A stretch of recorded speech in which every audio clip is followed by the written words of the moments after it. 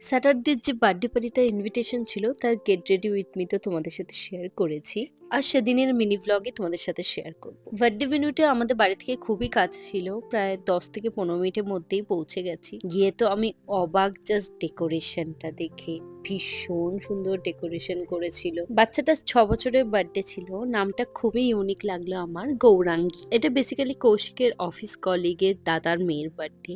Birthday decoration যেমন ছিল, খাওয়া দাওয়াও তেমন ছিল। চলো সেটা শেয়ার করি। ফার্স্টেই খেয়ে নিয়েছিলাম ফুচকা। সত্যি বলতে বার্থডে বাড়িটাতে কি খাওয়া দাওয়া মেনুতে ছিল না সেটাই আমাকে ভাবতে হবে। বিকজ ভেজ নন ভেজ মিলিয়ে প্রায় সবই ছিল। ছিল দই বড়া, পাপড়ি চাট, মোমো, স্যুপ।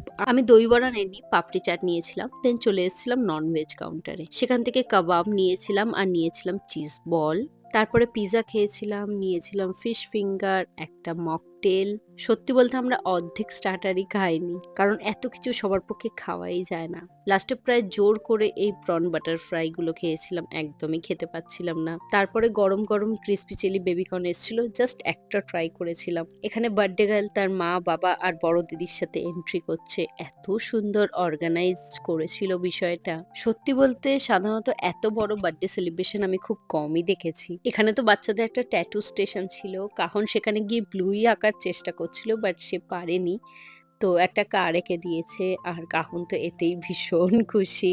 দেন কেক কাটিং হওয়ার পর এখানে ডান্স করছিল বাচ্চারা, আর কাহনও তো সেই ডান্স করতেই ব্যস্ত।